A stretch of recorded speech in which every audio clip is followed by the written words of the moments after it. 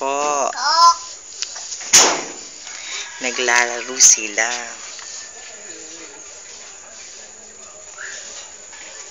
Bidyan. Diyan be, nakapapa ka dahil langgam.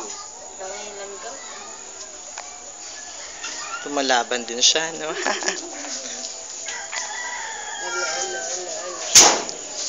Malambing din yung asa, no? Kahit kinukunyan niya yan. Hindi dinidinan yung kagat.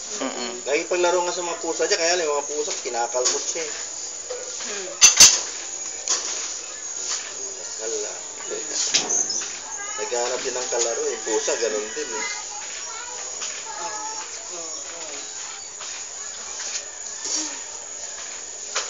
Babae ba ito?